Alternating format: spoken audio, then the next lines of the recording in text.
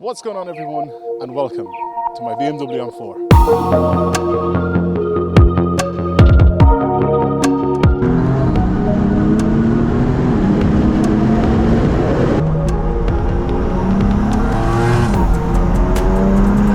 Hello sheep, how are you? Right, so now I actually want to take you guys on a tour around this thing just to show you pretty much a lot of the stuff that's on it, spec-wise. So I've owned this thing for the past 2 years now, and honestly, I've loved every second of it. It's just such a good car overall, just for anything and everything. So this is pretty much what the spec is like. Looking at it from the side, it's still got the original wheels. I don't know if I actually want to change these. They look good. I also got them all refurbished again. They had a bit of a scuff around the edges from when I bought the car itself, and then I ended up actually getting the rear wheels scratched somehow. I think it was probably when I ended up changing my rear tires, and they basically got scratched like in the middle here, which is just a little bit weird. But basically, I then ended up getting all four wheels just pretty much fully refurbed, and yeah. Also, you can probably spot the little sunroof on top. I didn't actually go for this spec specifically. It's just there was not really that many cars to choose from. There was actually just one other car to choose from, and that one had the carbon fiber roof. However, I didn't like that car as much as this. So yeah, the mileage was pretty much the same, except there's something special about this car, which I'll basically tell you about in a minute. Now, the rear end is actually one of my favorite parts about this car, and it's because I ended up changing those taillights on it. They are just so much better than the original one. I'll actually put up a picture up on the screen where you guys can see what sort of lights that this comes with, but basically it's not these ones, and these are the LCI lights for this car. Thing is though, it's not just the LCI lights. These are like the Shadowline, I guess, edition, because they have this like darker red rim around it on the outside, and it's just it just makes it just so much nicer, especially with it kind of fading into black, if that makes any sense. Now, since we're still at the back, basically I also added this carbon fiber spoiler here. As you can see, this is an M Performance one, so it's factory. Basically you can get it from factory as well. Here, see if I can do this, we have this little carbon fiber valance as well at the bottom. That is not a diffuser. Stop calling it a diffuser. It just isn't one. It's a valance. If you want to be specific, it's actually a valance. Doesn't diffuse anything. Now tell me that this isn't one of BMW's best shapes that they've ever released on a car. How good does that look? Now, the headlights themselves aren't really crazy special. These are actually the stock headlights, the standard ones. However, these do have, even though it doesn't say it over there, it just says BMW, these actually are adaptive bi-xenons. So basically they move around and they block part of their beam as well with the adaptive high beam and all that sort of stuff. It's auto leveling, all that sort of stuff, pretty much. So it's, even though they are basically the base headlights, they're still kind of upgraded base headlights, if that makes sense. Now, the interior of these I actually really like. I feel like they've aged really well, in my opinion. I feel like the design of these things just still look good to this day. Now I'm actually going to get inside the car because it's freezing outside, and I'm going to show you pretty much a couple more things on the inside of this thing, basically with the spec. One more thing that I actually did end up changing in the interior for this thing is this. So originally those are not actually that color. They're kind of very similar to the color of the seats. They're like silver. They're still lit up. Even now they're lit up, you can probably tell. But basically what I ended up doing is I ended up just replacing those due to the fact that they were just really worn out and just very annoying to look at. The old one only just had the M logo on it, and that's pretty much it. But this one, obviously, I bought the one that says M4 on it. So these are also from the LCI, or the facelift car. Now, on the inside of this thing, I still think that these cars look modern to this day on the interior. I don't think that they've aged poorly at all. Obviously, they're a little bit outdated with the newer BMW models, where they kind of got rid of all of this, all the buttons here and everything, and then just replaced it with screens, and I just really don't like that. I like the way that this is kind of like a mix of the past with the analog dials, and you still have the iDrive system there, which I think I'm going to make a special video just for 5 things that I hate about this car, and something to do with the iDrive is definitely on that list. But basically, this is what the interior looks like. You have your M1 and M2 buttons on the steering wheel from you know, because it is an M car, and yeah, that's pretty much it. So the spec for this thing is this like black chrome here that you can see, and the carbon fiber up there, and carbon fiber down here around the iDrive selector wheel thing, and of course this is a DCT as well. Now the spec for this car, again, with these buttons here, some of them are actually blanked out. It's so funny seeing these cars in it like for sale, and then you see some of these just completely blanked out. Mostly it's this one in the middle. I actually don't have a reversing camera. There should be a button here for the reversing camera. I don't actually have a reversing camera in this thing, but this button here, the adjustable dampers, I cannot tell you how good that thing is, because I've been in regular F-Series cars, and let me tell you, the F32 is not a comfortable car. This thing with the adjustable suspension, it is so much nicer. So much nicer. It's such a better thing to have. I feel like it needs to be on every single car. Let's start this up. There you go. Right then, well, we're in the M4 now, gone for a little drive. So this road is not the best. We're gonna get up to a slightly nicer bit of road though, so hopefully there it should be a little bit smoother and a little bit nicer to drive on. But it looks nice, right? It's not that even though. Like you'll see like some bumps and stuff about the place, but it's nice looking. Let's just say that. So I think in the camera you guys are gonna look at this and be like, oh, this is not too bad. But you can see some sort of patches on the road, and it just looks a little dodgy. Like here, if I stay a little bit too close to the inside, it's over. Like my entire car is just shaking. But it's not too bad, and even the views aren't that bad either. Ooh, a little bridge. Ooh, I'm tempted to do something. Are we warmed up? We are warmed up. Let's actually just open windows.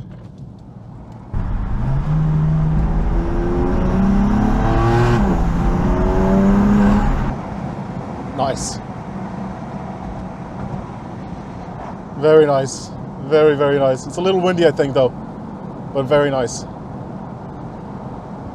I don't know if you can hear the pops with the windows closed, though. Can you?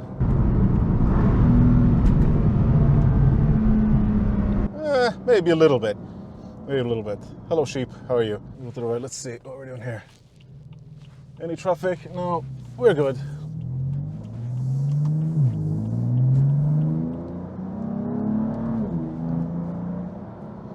It just gets up to speed so quickly. That was about, I don't think that was half throttle even. That's the cool thing about this thing, because this isn't a completely stock car either, which is again something that you don't really find a lot of in Ireland. You don't really find a lot of like modified cars like this in Ireland. So when I ended up test driving it for the first time as well, I knew something was different. I knew something was off. So the exhaust system on this thing is pretty much perfectly fine and stock, except for down there, which the downpipe is, I think, a decat downpipe on this thing when I ended up buying it. And I realized instantly as well with the power, well, especially after driving the other car as well, I realized that this isn't a stock car at all. So this thing kicks hard. It just kicks you in the back so hard. It's not stock at all. It's a stage 2 map on this thing, and it pulls like an absolute train. It's so quick. Always makes me laugh. Always makes me laugh. Now, let's go back into M1 mode, which I've selected to have efficient and comfort on every single thing there. Also, let's get back to my train of thought. What's it like to own this thing? Is it expensive?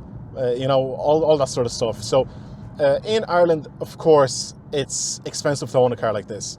It's not cheap at all. And the main and most important thing that makes it expensive is the road tax. The road tax for this thing, or motor tax, whatever you want to call it, is expensive. I pay $1,250 per year. That's if you pay it all at once. If you don't pay it all at once, if you pay like for 6 months, or if you pay for like 3 months, it's even more expensive. So €1,250 just to be able to have this car be legal to drive on the road, basically. Insurance, honestly, insurance isn't that bad.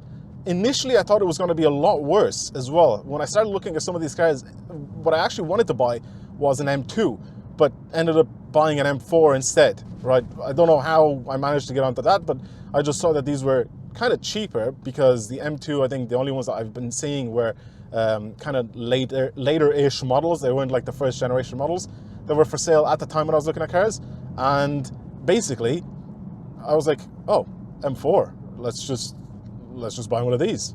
and I ended up test driving it, and I looked at it, and obviously I really enjoy the way it looks and the way it drives. It's a brilliant car. I really, really like it, and I definitely think I made the right decision for buying one of these. I definitely wouldn't have bought the M2 Competition either. I would have bought the regular M2, so that thing would have had the N55 in it. Even though I do think that the N55 in the M2 with some exhaust mods, maybe in a Krapovich exhaust, sounds unreal. It just is such a good sounding car. And yeah, regardless, like this just makes more power as well, like a lot more power. Especially this specific car, because it's not completely stock. It makes significantly more power than an M2. So why wouldn't I go for this? You know, it's cheaper. It's maybe slightly older, like a couple of years older, but it's cheaper and it makes a lot more power. And in my opinion, it does look a little better. I think it looks a lot better, actually. You know, I can't say it looks a little better. It looks a lot better than the M2. And it's just so effortless power, like barely any throttle, and this thing just gets up to speed. And if you leave it in efficient mode, it's super, super smooth as well, the way it drives. It just feels like a regular car on the road, except you just have that extra power, pretty much, you know what I mean? But apart from that, it's just such an easy car to live with. And insurance for me wasn't that expensive. It'll probably be different for everyone else, but I started off paying like 1,600 euro a year for insurance for this thing. I think that's what it was for my first year, and then ended up going down, and now I'm paying like under $1,000. I mean, I've only owned the car for the last 2 years anyway, you know. Now, what about maintenance? What's the cost for maintenance for this thing? What's it like? Has it broken down yet? Has anything gone wrong with this car? And let me tell you about things that have gone wrong with it. When I first bought this thing, it actually had a leak, oil leak, obviously, BMW, you know. I had an oil leak from the rocker cover gasket. So, like, basically before I even test drove this thing, they saw it and they found out that it has a rocker cover leak, and they fixed that for me. And that was pretty much it before I bought the car. And then afterwards, after I bought the car, I went and I wanted to get an alignment done on this thing, and I realized that both of my rear springs, so on each wheel, both of them had snapped. It was weird because they snapped in the exact same place. So basically there's like a thing where it just kind of holds the spring in place at the bottom, and then the spring kind of rotates into the spot so it stays like snug and it doesn't move around and it doesn't jump up and down, right? So basically in there, right at the bottom, like kind of layer of the spring, it kind of just snapped, and obviously you know, it's not safe to drive on snapped springs. And it was funny because both of them on both sides snapped in the exact same place. And I think it's because the springs are, first of all, original on this thing, and it's done 100,000 kilometers at the time when I bought this thing.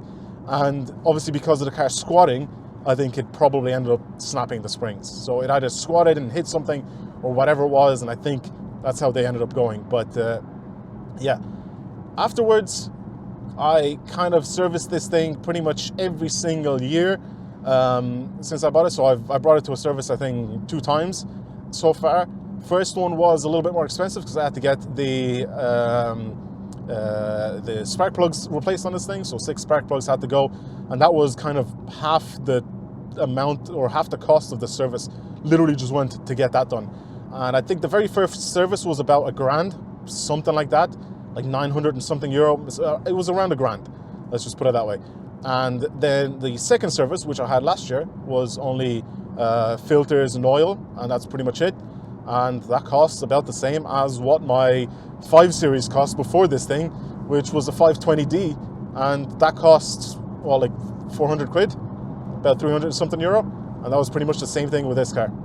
So worrying about the cost of servicing and stuff like that, it's nothing different. It's the same as any old regular car. If you bring it to BMW, obviously you're going to be paying more. If you bring it to someone else, you're probably going to be paying a little bit less. But I always just bring it to BMW, just so if I go over here into my service history, it's always going to be BMW. Every single time, all of the services will be from BMW. I think there's only one of them that hasn't been from BMW, and that was probably when this thing got remapped, which is all the way back down here in like 2020. So yeah, like I said, the car has been with me now for 2 years, and that's literally all that's gone wrong. The rocker cover gasket before I even got the car, and then the 2 snap springs at the rear once I got the car, and that was it. Nothing else has gone wrong with this car. Knock on carbon fiber. Nothing has ever gone wrong with this car. It's been perfect since I got it. Mechanically, the sound, everything, nothing broke on it at all. I can't really say anything bad about it. I think build quality for this thing is actually very, very good. So yeah, if you were thinking about buying something like this, the biggest thing is going to be your motor tax, which will be every single year. Of course, you're gonna have to pay that 1,200 euro, whatever it is they're gonna be paying if you're gonna pay it once every year. But yeah, and insurance as well. Try to find someone that will end up insuring you. And yeah, that's pretty much it. Apart from that, expense-wise on this thing is very minimal. I think it's actually very good on petrol as well. I don't know if you guys will be able to see. I'm doing an average now of like 10.5 liters per 100 kilometers, and that's like with kind of driving like this pretty much, and very, very little like aggressive driving. Like every now and then I will do it, but not too crazy, you know. But apart from that, it's good. It's fairly economical for the type of car that it is, and yeah, I don't know what else to say. That's pretty much it. Now, I really do hope you guys enjoyed today's video. I'm definitely down to do some more videos like this on the channel. Probably try to improve my quality and everything for reviewing cars and stuff like that in the future. Of course, I'll try my best to get some new cameras and all that sort of stuff, but for the moment, with what I have available, that's all I could really showcase on this car. And basically, this is just kind of like a little bit of like a 2-year ownership update on this thing. I didn't want to do like a proper full review of this car. There's a billion reviews on the BMW M4 F82 online. You can watch those. It's not that different to this car, pretty much. The only thing that's different to this car is its power. It's not really that common to see these things with this much power. Actually, it is very common to see these things with this much power nowadays. But before, yeah, obviously it wasn't. But yeah, I think this could probably give the new BMW M4 CSL a little bit of a challenge. Let's just put it that way. Because in terms of power and weight, both this and the CSL are very, very similar. I'm going to say probably the CSL takes it because it's newer, and I feel like this might have lost a little bit of power over the years, but I mean, it's going to be close though between those two cars. But yeah, apart from that, I think that's it for today. Thank you for watching, everybody. I hope you enjoyed today's video. I'm definitely down to do more stuff like this on the channel if you enjoyed it. And yeah, that's it. I'll see you guys in the next one. Goodbye, everyone.